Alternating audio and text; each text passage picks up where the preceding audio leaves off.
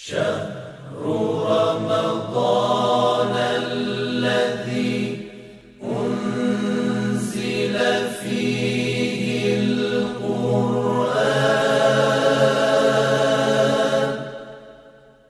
هدى للناس وبينات من الهدى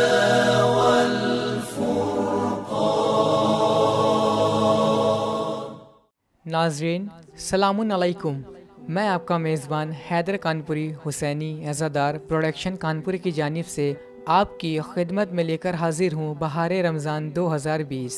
آج ہمارے ساتھ ہمارے اسٹوڈیو میں موجود ہیں علی جناب مولانا علمدار حسین صاحب، قبلہ امام جمعہ جوہی کانپور۔ جناب سلام علیکم۔ علیکم السلام ورحمۃ اللہ وبرکاتہ۔ جناب، ہم اپنے بہار رمضان کے 12ویں دن کے برنامے میں آپ کا استقبال کرتے ہیں۔ جناب، آپ ہمارے ناظرین کو 12ویں دن کے روزے کا ترجمہ اور تفسیر بتلائیں۔ ناظرین، آج 12ویں دن کی دعا میں ہم یہ دیکھیں گے کہ ہم اللہ سے کیا مانگنا چاہتے ہیں، کیونکہ اگر ہمیں اللہ سے راز و نیاز کرنا آ جائے یا ہم یہ سمجھنے لگیں کہ ہم اللہ سے کن چیزوں کا تقاضا کرتے ہیں اور امید رکھتے ہیں، تو یقیناً ہماری دعاؤں میں خلوص پیدا ہوگا۔ تو آج ہم 12ویں دن کی دعا میں دیکھتے ہیں کہ ہم کیا مانگنا چاہتے ہیں۔ بسم اللہ الرحمن الرحیم۔ اللہم زینی فیہ بالستر والعفاف۔ پروردگارا، زینی، تو مجھے آراستہ کرنا، سجانا، سنوارنا، فی ہے اس مہینے میں، بالستر، پردہ داری کے ذریعے، پردہ پوشی کے ذریعے، والعفاف، اور پاک دامنی کے ذریعے، کیونکہ پروردگارا یقیناً اگر تو ہمارے ساتھ پردہ پوشی نہیں کرے گا یا ہماری پاک دامنی کا خیال نہیں کرے گا، تو اس دنیا میں کہ جہاں پر لوگ عیوب کے ظاہر کرنے کے لیے لگے ہیں، وہاں پر اگر تیری پردہ پوشی رہی تو لوگ کچھ نہیں بگاڑ پائیں گے، اور اگر پاک دامنی کا سہارا رہا تو یقیناً میں گناہ کرنے سے اور بہکنے سے محفوظ رہوں گا۔ وسترنی، اور اے میرے پروردگار تو مجھے چھپا لینا، تو مجھے ڈھانپ لینا، فی ہے اس مہینے میں، بلباس القنوع، قناعت کے لباس کے ذریعے، کیونکہ اگر قناعت پائی جائے گی تو یقیناً ہمارا دست، ہمارا ہاتھ کسی کے سامنے نہیں پھیلے گا، لیکن اگر قناعت نہیں پائی گئی تو یقیناً کہیں ایسا نہ ہو کہ میں کسی کے در کا کب غلام بن جاؤں، کسی کے در کے اوپر کب سوال کرتا پھروں، میری عزت بھی داؤں پر لگ جائے گی، اور یقیناً مجھے یہ کہتے ہوئے شرم آئے گی کہ میں اہل بیت کا چاہنے والا ہوں، لیکن میں سوال کسی اور سے کر رہا ہوں۔ تو میرے پروردگار تو اس مہینے میں قناعت کے لباس کے ذریعے، والکفاف، اور خودداری کے لباس کے ذریعے، کیونکہ میں خوددار ہونا چاہتا ہوں، کسی کے در کے اوپر ہاتھ پھیلانا نہیں چاہتا، کیونکہ خودداری پائی جانی چاہیے اور میں خوددار ہونا چاہتا ہوں۔ تو پروردگارا تو مجھے اس مہینے میں خودداری کے لباس سے آراستہ کر دینا، وَحَمِّلْنِی، اور اے میرے پروردگار تو مجھے ویسا بنا دینا، فی ہے اس مہینے میں، علی العدل والانصاف، کہ جیسا تو مجھے دیکھنا چاہتا ہے کہ میں عدالت کے ساتھ رہوں، میں انصاف کے ساتھ رہوں، کیونکہ کوئی بھی شخص بغیر تیری مدد کے، بغیر تیری نصرت کے، بغیر تیری تائید کے اور بغیر تیرے تشویق کے کوئی آگے نہیں بڑھ سکتا، نہ عدل کر سکتا ہے، نہ انصاف کر سکتا ہے، کیونکہ یہ دنیا بڑی لالچی ہے، اور جب دنیا لالچ میں کسی کو اپنے ذریعے پھنساتی ہے تو عدل اور انصاف کرنا انسان بھول جاتا ہے۔ اور یقیناً اگر دیکھا جائے تو اس مہاماری میں کہ جہاں پر تیرے ہم سب مہمان ہیں اور بہت سارے مومنین ایسے ہیں جن کے یہاں کھانے کو نہیں پایا جاتا، جن کے یہاں غذا فراہم نہیں ہے، تو اے میرے پروردگار، اگر اسباب فراہم ہو تو کم سے کم عدالت کرنے کی، انصاف کرنے کی توفیق دینا، تاکہ کسی کے ساتھ ناانصافی نہ ہو سکے اور ہر کسی کے ساتھ تیرے کرم سے انصاف ہو سکے۔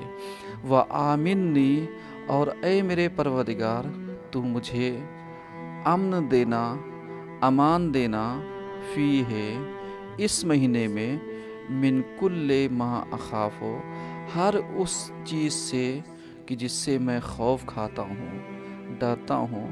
تو یقیناً ہر کوئی شخص اپنی عزت سے، اپنی شہرت سے ڈرتا ہے، کیونکہ کب عزت کے اوپر آنچ آ جائے کسی کو نہیں پتا۔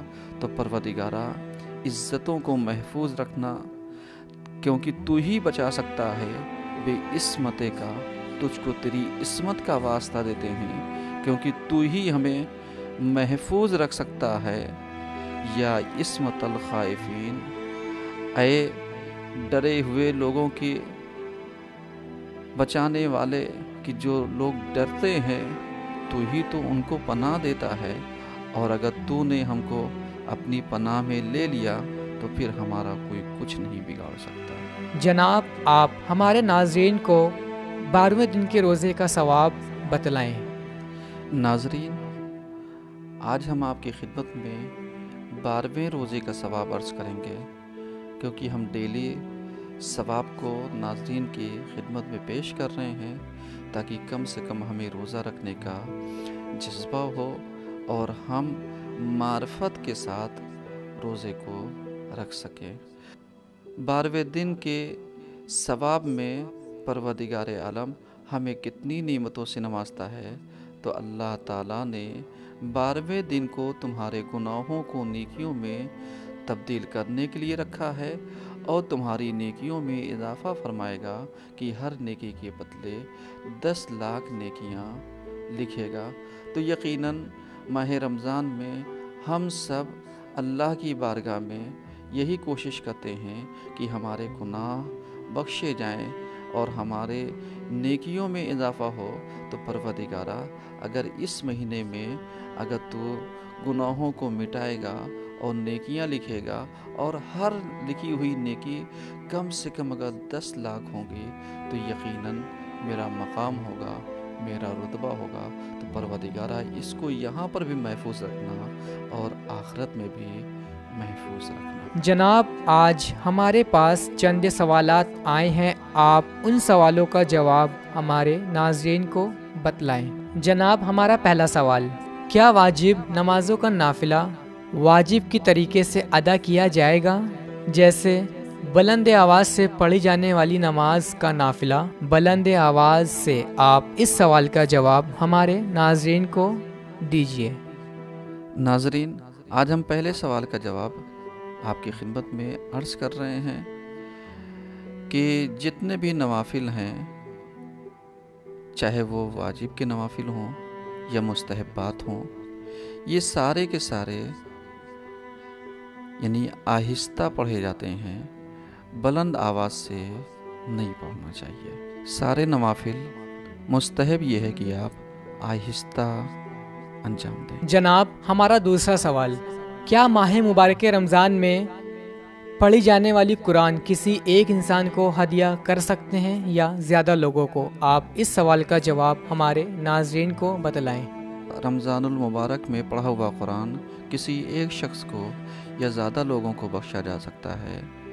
تو اس کا جواب یہ ہے کہ ایک شخص کا تصور یا اس سے زیادہ کا تصور یہ ہمارے ذہنوں میں ہے، परवरदिगार के यहाँ फजल है, हम चाहें एक कुरान का सवाब या एक आयत का सवाब एक आदमी को भी बख्श सकते हैं, तब भी उतना सवाब जाएगा, और एक से ज़्यादा को भी बख्शेंगे तब भी उतना ही सवाब जाएगा। जनाब, हमारा तीसरा सवाल, चुगलखोरी और अम्र बिल मारूफ में क्या फ़र्क है? आप इस सवाल का जवाब हमारे नाज़रीन को दीजिए।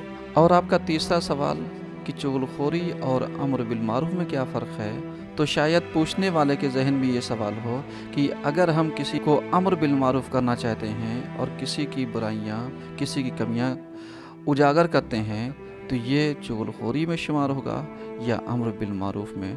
तो हम जवाब देते चलें कि अगर आपकी नज़र में इस्लाह है ताकि सामने वाला सुधर जाए, ताकि सामने वाले की कमियां पता हो जाएं और उसकी इस्लाह हो जाए ताकि उन कमियों को सुधारा जा सके, तो ये अम्र बिल मारूफ के ज़ुमरे में आएगा।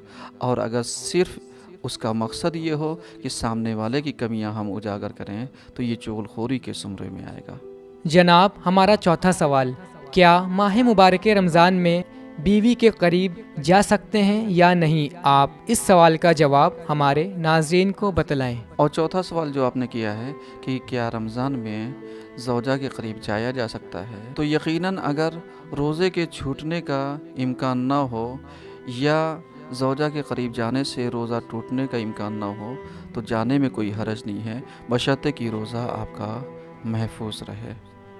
वस्सलामु अलैकुम व रहमतुल्लाहि व बरकातुहू। जनाब, आपका बहुत बहुत शुक्रिया। नाज़रीन, आपका भी बहुत बहुत शुक्रिया। आपने हमारे बहार रमज़ान के बरनामे को पसंद किया, शेयर किया, कमेंट किया। अगर आपके पास रमज़ान से मुताल्लिक किसी भी तरह का कोई भी सवाल हो, आप हमारी हेल्पलाइन नंबर पर राबिता कायम करें या हमारे व्हाट्सएप पे अपने सवालों को भेजें। इंशाअल्लाह हम आपकी खिदमत में कल फिर हाजिर होंगे। तब तक के लिए खुदा हाफिज़।